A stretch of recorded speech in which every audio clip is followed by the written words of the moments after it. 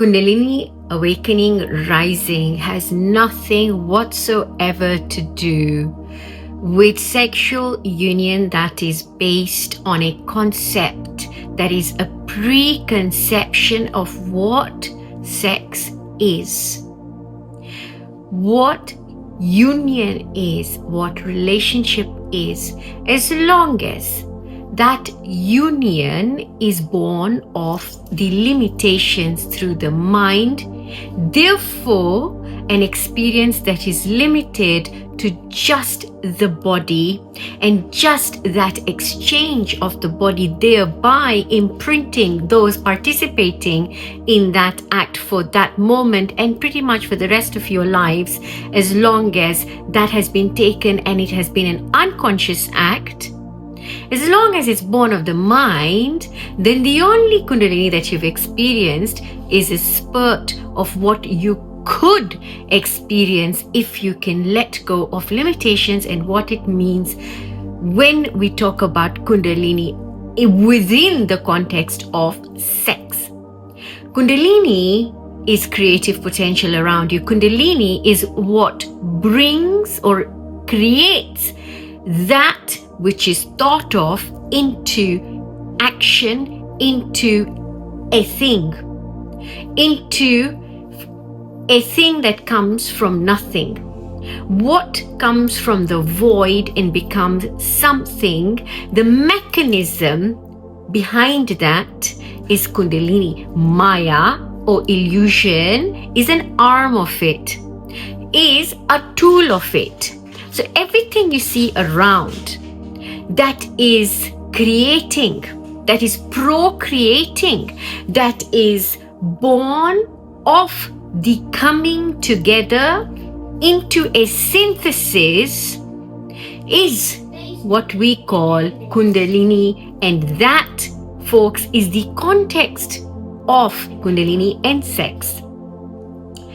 When that energy of creative potential is at its zenith, at the beginning, when there was a void, to bring that something out of the void or out of the womb, something is created, that is what we call the act of coming together, which is sexual union.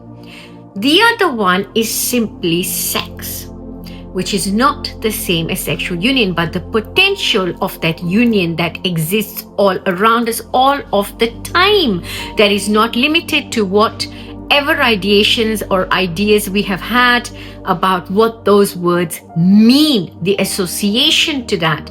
Remove all of those associations, and those of you who've had a genuine Kundalini awakening rising, you will know that when you have that, it has got everything to do with the energy that is dormant in the kunda, in the pot, in the vessel that is always available to us, that comes to us in spurts. It is within that context, you experiencing the potential that is always within you, which when sparked, then creates an urgency for union that is not a union with another, but can be if you've already experienced the union in you or want to experience the union of you in another. But that union is an experience of the union between the macrocosm and the microcosm. So the you, that is the source of you coming together, which can happen alone, within you, or within a person. Now, it is not the same as pleasure.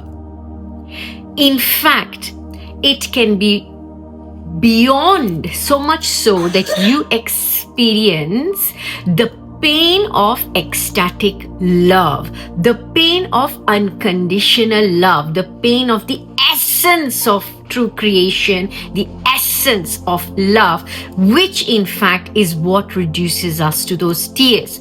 So many of you will experience it as grace. So many of you will have experienced it when you experience that union, that total abandon of mind, when you can then completely experience that full fusion. That, folks, is the context within which we have had posts in the past about Kundalini and sex. It has got nothing whatsoever to do with Kundalini and egoic sex, because in that you will only experience not even half of, a quarter, a third, hardly a tiny spurt of what it could actually be, which is beyond pleasure, because pleasure is not the same as you experiencing a full-blown Kundalini awakening or Kundalini rising. It is not the same as us experiencing this wonderful peace or this wonderful joy. If anything, when you experience a Kundalini rising, you experience life absolutely fully.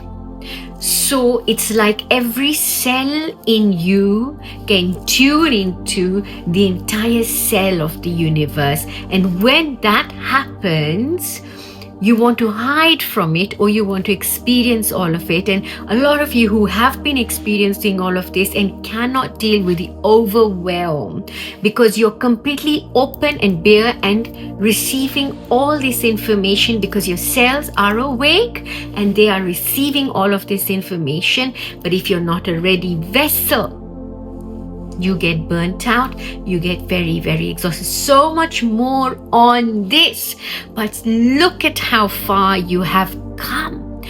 Allow yourself to free you of any philosophy, ideation, religion, dogma, beliefs, and anything that you think.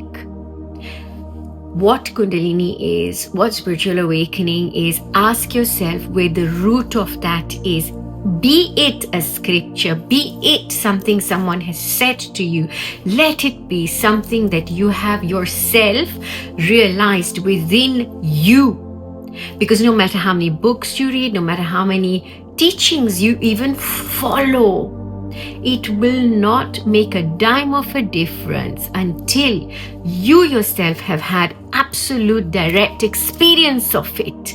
When you have that direct experience, it is authentic and it comes from you, which is why sometimes, as much as books are a wonderful source of knowledge, they're not necessarily a wonderful source of wisdom unless that knowledge has been realized, unless we have really, really gone through that experience, which is why sometimes I say to some of our clients, experience it before you read it, which is why when you read something or you pick something or you tune into, for example, this channel or another podcast and you listen to somebody, you think, I was just thinking that, I couldn't find the words, but that's what I was going through. That's when you've already experienced it.